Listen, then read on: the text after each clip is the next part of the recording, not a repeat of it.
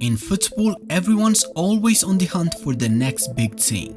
It's electrifying when a teenager bursts onto the scene performing well beyond their years. Recently, we've seen this with Lamine Yamal, who stunned the world as a 16-year-old. But if we take a trip back in time, we'll find a long list of teenage prodigies who left their mark early. Michael Owen, Wayne Rooney, Lionel Messi, Cristiano Ronaldo, the list goes on. Yet among them, none could truly say they were the best player in the world as a teenager. None except for Ronaldo Phenomenal. The Brazilian phenom wasn't just a talent, he was a force of nature. As a teenager, he displayed skills and composure that even seasoned veterans could only dream of. Ronaldo in de ruimte gespeeld en die kan de wedstrijd beslissen. Ontwijkt de tackle van eerst Boy en dan... He was unstoppable, blending raw speed, unimaginable dribbling ability, and an eye for a goal that defied belief. By the time he was 19, defenders couldn't contain him, and fans couldn't believe what they were witnessing. The talent this guy had with 19 years old here, Ronaldo Nazario, something incredible. The best football player I have ever seen on a pitch. By then, the world had already crowned him the best player on the planet.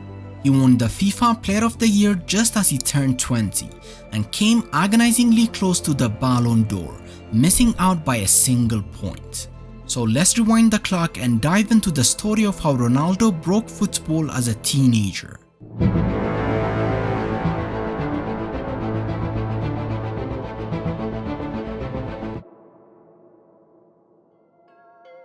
Born in 1976, Ronaldo grew up in Bento Ribeiro, a working-class suburb of Rio de Janeiro.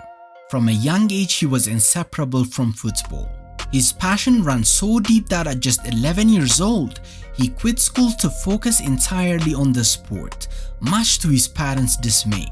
His mother often recounted how she would find him playing football in the streets when he should have been in school. Eventually, she realized there was no stopping him. At 12, Ronaldo joined his local futsal team and immediately made history. He scored an astonishing 166 goals in his first season, including 11 of his team's 12 goals in a single match. He later credited futsal as the foundation of his jaw-dropping skills, calling it his first love. His journey continued as he joined the youth team of São Cristóvão, where he honed his abilities even further. His progression was meteoric. By 15, he was already competing with the under-20s, dazzling against players 4 or 5 years older than him. His growing reputation could not be ignored, and it was clear he was destined for bigger stages.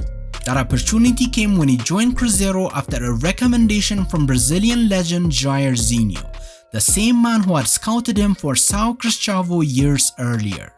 Ronaldo's talent was evident from the very start. On his youth team debut for Cruzeiro, Ronaldo scored 4 goals, a performance that made it glaringly obvious he was too good to be playing with kids his age. And it didn't take long for Cruzeiro to realize this, and within a few months he was promoted to the first team.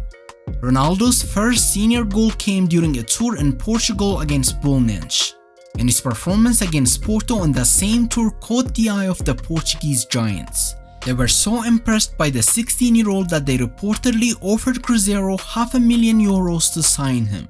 Cruzeiro, however, refused to let their prodigy go, keeping Ronaldo in Brazil, and it didn't take long for him to justify their decision. At just 16, Ronaldo wasn't just holding his own, he was dominating. In the Brazilian League and the Supercopa Libertadores, his performances were nothing short of sensational. National headlines came flooding in when he scored 5 goals in a single match against Bahia, making him the second youngest South American to net a league hat-trick, only behind the legendary Pelé. His exploits didn't stop there. Ronaldo found the net 8 times in the Supercopa Libertadores, including a breathtaking hat-trick against Chilean side Colo-Colo, becoming the youngest top scorer in the competition's history. Ronaldo was rewriting the record books in a continent famous for producing football greats. With his star rising rapidly, Ronaldo became a national phenomenon. Expectations soared. and his name was on everyone's lips as the next big thing in Brazilian football.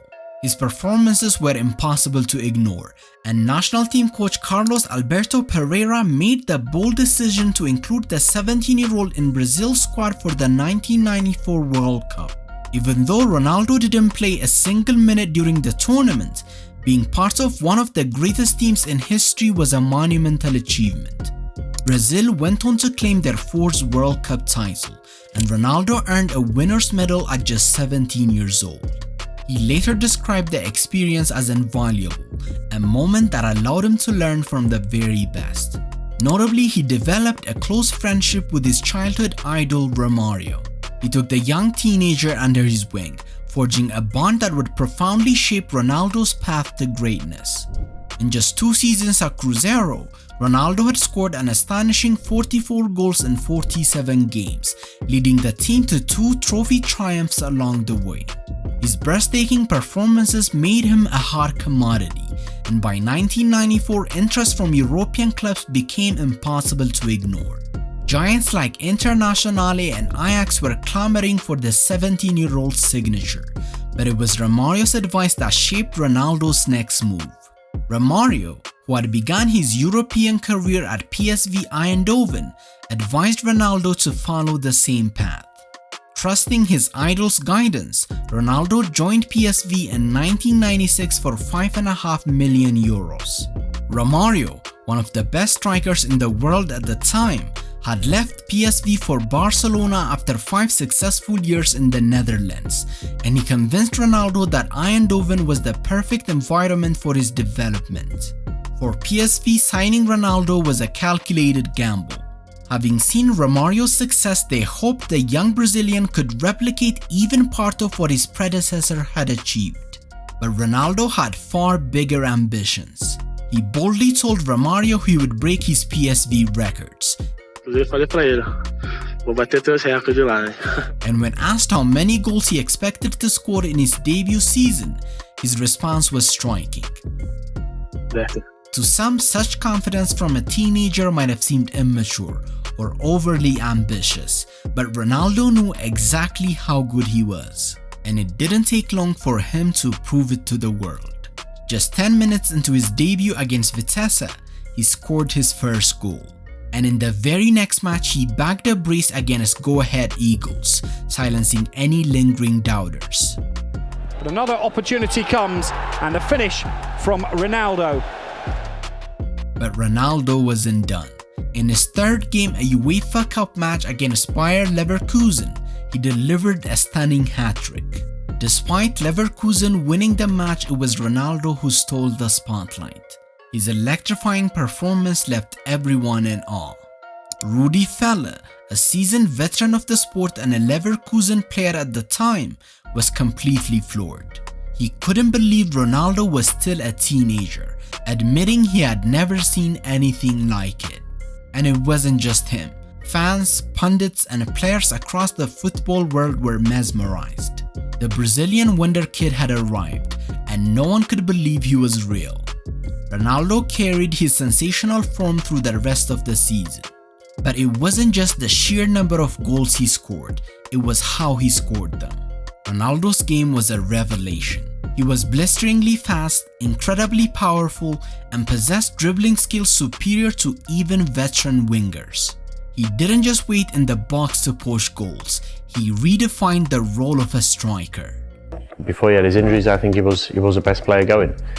When he started playing at PSV, I think he took centre-forward play to a different level. He did things nobody ever did before.